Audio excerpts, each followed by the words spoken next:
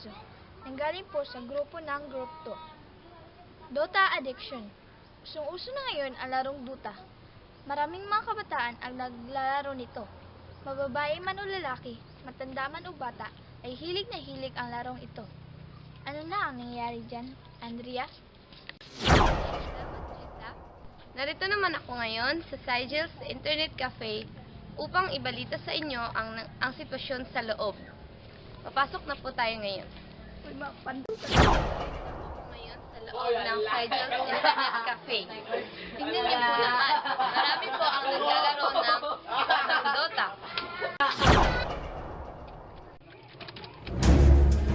Laka, nabuang rin ako.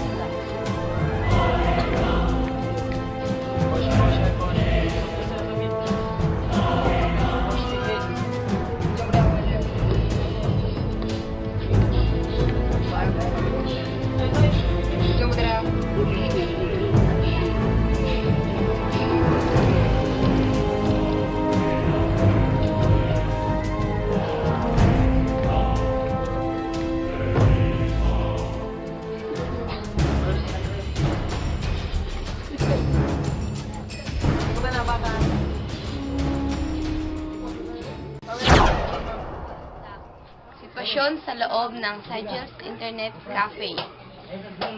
At yun lang ang sitwasyon dito. Balik sa iyo, Jessa. Sa'yo, Geraldine. Ay wala masyadong naglalaro nito. Ngunit kalaunan ay dumarami rin ang naglalaro nito. Usong-uso na talaga ang larong Dota. Ang mga kabataan ngayon ay nanghihingi sa kanilang pamilya ng pera para lang makapaglaro nito. Hindi na rin sila pumapasok sa kanilang paaralan. Minsan, nagkakating classes na sila para lang makapaglaro nito. Balik sa iyo, Jessa.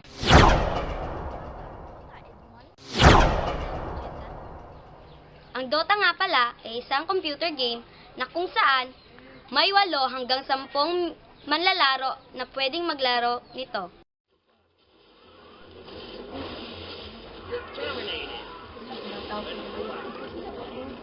Salamat.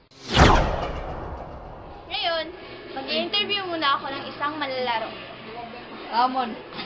Gon. Ano nga bang pangalan mo, Iho? Allen Mendez. Anong oras ka nagsimulang maglaro dito? Alas 5 ng madaling araw. Bakit gusto mo maglaro ng Dota? Palipas oras. Ano nga ba talaga ang Dota? Defense of the Ancient. Defense of the Ancient, Dota. Salamat, Iho. Bapo, ay! Ano nga ba ang epekto ng Dota sa mga manlalaro nito? Marami talagang epekto nito sa mga bata. Ngunit, dalawa ang main effect nito. Maaari itong makasisira sa kanilang pag-aaral at maaari din ito makasisira sa kanilang paningin. Maraming salamat, Geraldine. At dito nagtatapos ang aming programang Dota Addiction. Maraming salamat sa inyong panunood. Hanggang sa susunod na balitaan. Kami po ang iyong lingkod, Group 2.